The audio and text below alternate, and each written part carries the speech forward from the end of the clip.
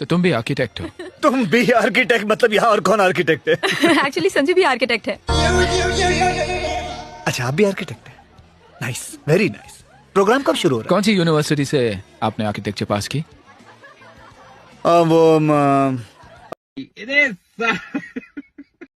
जय श्री राम मेरे सभी सनातनी भाइयों को। तो आपका ये भाई एक और न्यू वीडियो लेकर आ चुका है, तो जल्दी से वीडियो को लाइक कर दो और चैनल को सब्सक्राइब कर दो और कमेंट में जय श्री राम जरूर से लिखते हैं। तो चलिए वीडियो को शुरू करते हैं, लेकर प्रभु का नाम, जय जय श्री राम। अदानी अदानी अदानी अदानी अदानी ये सब दोगलापन है। मैं तेरा दोगलापन उतारता हूँ। डब्बू विच घोड़ा रखदा नी तो यार तेरा घोड़े वर्गा। हिपोक्रेसी की भी सीमा होती है।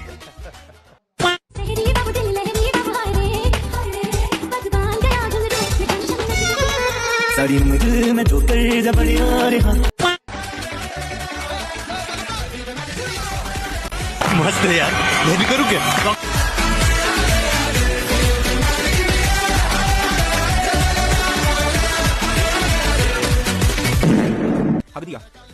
हक दिया। स्टैचू तो सूर्यवर्धन का बनवाया था, लेकिन वो निकला गरुड़ा का।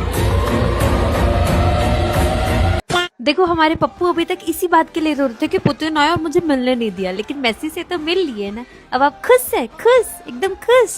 देखो राजनीति में आपका कोई काम नहीं, आप खेलिए ना। कितने अच्छे कितने बड़े प्लेयर है मेसी।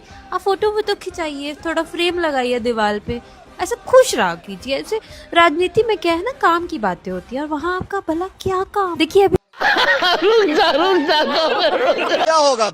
500 आदमी घेर के रखा मेसी को, सब नेता अभिनेता लोग। हम लोग को क्यों बुलाया? ये देखिए टिकट 10 आदमी लोग, क्या करने आएंगे हम लोग? पब्लिक मतलब बेवकूफ है बंगाल में।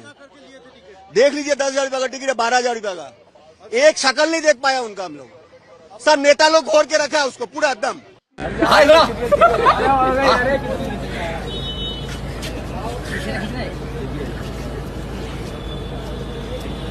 एक कौन रह गया?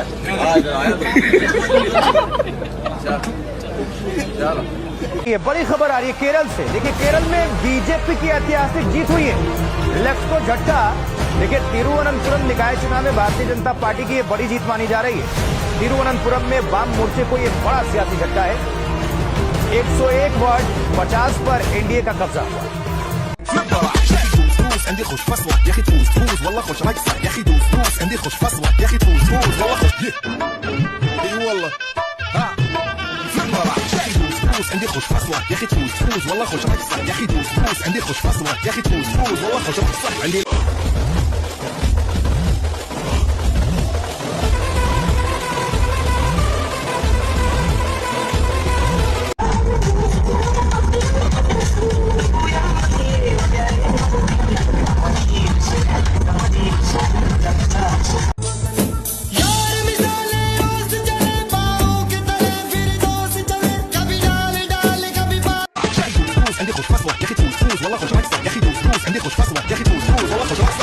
केरल की राजधानी तिरुवनंतपुरम में 45 साल में पहली बार बीजेपी जीत गई वहां पे बहुमत से। वहां पे 3 ही मेन पार्टी थी, बीजेपी, कम्युनिस्ट पार्टी और कांग्रेस। एमआईएम नहीं थी वहां पे, ठीक है। बीजेपी जीत गई। अब सोचिए, सोचने वाली बात है, जो लोगों को नामुमकिन लगता था, दिल्ली में बीजेपी नहीं आ सकता, आ गई है। केरल में बीजेपी नहीं आ सकता, केरल की राजधानी में आ गई है। अब बारी है बंगाल की। अब सबकी नजर बंगाल में टिकी हुई है 2026 के इलेक्शन में, और मुझे यह लगता है पर्सनली एक न एक दिन तो आके ही रहेगा।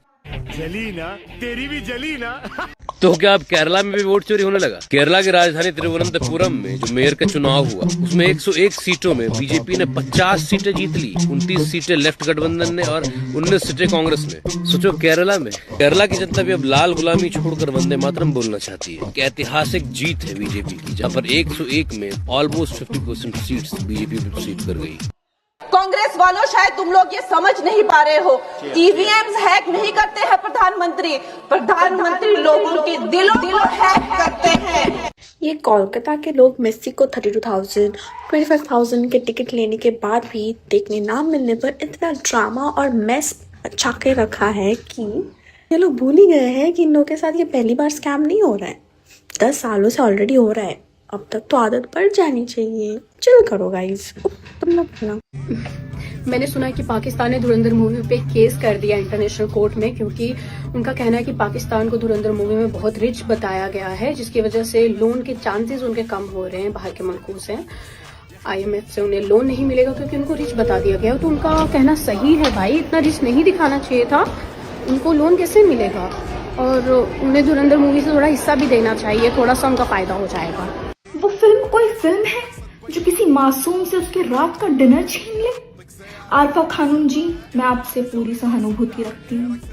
आपने जो 3.5 घंटे की हिंसा देखने के बाद अपने रात का खाना छोड़ दिया, अपनी दोस्त के साथ आपका जो डिनर का प्लान था वो कैंसिल हुआ, मैं उसके लिए दिल से माफी मांगती हूँ। मतलब ऐसे कैसे करना चाहिए यार? आपके दोस्त ने आपकी आंखें ढकी, उसमें इतने हिंसात्मक सीन थे, और उसके बाद जो आपने राइट की बात की है, agree, totally agree with you. आपके पास ही तो ह्यूमन राइट्स होने चाहिए, वरना कैसे चलेगा? संविधान कैसे चलेगा? पता है धुरंधर 2 और भी बड़ी ब्लॉकबस्टर होने वाली है, क्योंकि रिपोर्ट्स के अकॉर्डिंग उसमें कांग्रेस पार्टी का भी कैमियो होने वाला है। पता है रोल कौन सा प्ले करेंगे? बड़े साहब का। भाई टीएमसी ने बंगाल के लोगों का क्या पागल बनाया है। मतलब लोग 12-12 हजार रुपए देके मैसी को देखने आए और उन्हें मैसी की झलक तक नहीं मिला। आम लोग 12,000 रुपए देके भी सिर्फ भीड़ ही देखते रहे, और टीएमसी के लीडर अपना मैसी के साथ घूमते रहे, और उनके फैमिली मेंबर्स मैसी के साथ फोटो खिंचाते रहे। मतलब मैनेजमेंट एकदम जीरो। जब आपको लोगों को भीड़ ही दिखानी थी तो उन्हें 12,000 में टिकट क्यों बेची? और एसआर को लेके कल दिल्ली में बड़ा रैली निकाला जा रहा है। वो तो राहुल का रैली का क्या वैल्यू है? वो तो उनका कोई वैल्यू ही नहीं है। मैं तो उनको पागल मानता हूँ। इसी को लेकर सवाल है सर, आप कह रहे हैं नहीं नहीं, वो तो पागल जैसा व्यक्ति है। आज रैली करेगा, परसों दिन फॉरेन चला जाएगा। तो पहले उनका गारंटी लीजिए, वो क्रिसमस कहाँ रहेगा, न्यू ईयर्स कहाँ रहेगा? ये क्या करते हैं, रैली करके अगले 10 दिन ना रहने का लेजिटिमाइज कर लेते हैं। आप खड़े होकर आज कहिए कि ऑल इंडिया इमाम एसोसिएशन चाहता है कि वहां पे दीप जले, दीप जले, हिंदू दीप जलाए। ऑल इंडिया आप कह दीजिए। एसोसिएशन की तरफ से मैं ऐलान करता हूं कि तमाम हिंदू अपनी परंपराओं को बहुत अच्छे तरीके से मनाएं। तमाम नहीं, तमाम और वही नहीं, तमाम और वही नहीं, दीप जले।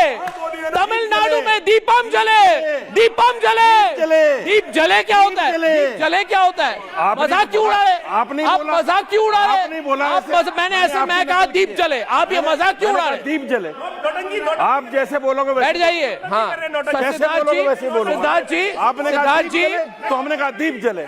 केरल नगर निगम के चुनावों में केरल की राजधानी तिरुवनंतपुरम में भारतीय जनता पार्टी और एनडीए ने बहुमत प्राप्त कर लिया है। यह निश्चित रूप से केरल की राजनीति के लिए एक युगांतकारी परिवर्तन है और भारत की राजनीति के लिए एक बहुत दूरदर्शी संकेत है।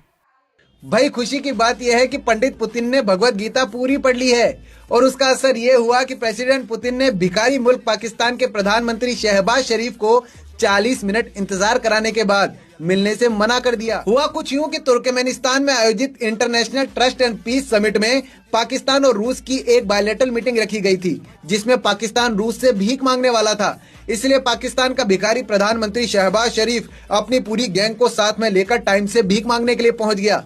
लेकिन गीता का ज्ञान ले चुके प्रेसिडेंट पुतिन पहचान गए थे कि ये पाकिस्तानी भिखारी भीख मांगने आए हैं, इसलिए उन्होंने इन भिखमंगों को 40 मिनट इंतजार कराने के बाद मिलने से मना कर दिया। फिर भीख न मिलने से बौखलाया शहबाज शरीफ बिना परमिशन के उस कमरे में घुस गया जहां प्रेसिडेंट पुतिन टर्की के राष्ट्रपति से सीक्रेट मीटिंग कर रहे थे। 10 मिनट तक शहबाज शरीफ उस कमरे में भीख मांगता रहा, लेकिन आखिरकार उसे धक्के मारकर बाहर निकाल दिया गया। ऐसी भयंकर बेइज्जती देखने के बाद तो पाकिस्तानियों को चुल्लू भर पानी में डूब मरना चाहिए। आपका क्या कहना है कमेंट करके जरूर बताइएगा। और ये देखकर अगर आपको भी खुशी हुई है तो वीडियो को शेयर करके भिखारिस्तान की भरपूर बेइज्जती कीजिए। जय जय श्री राम।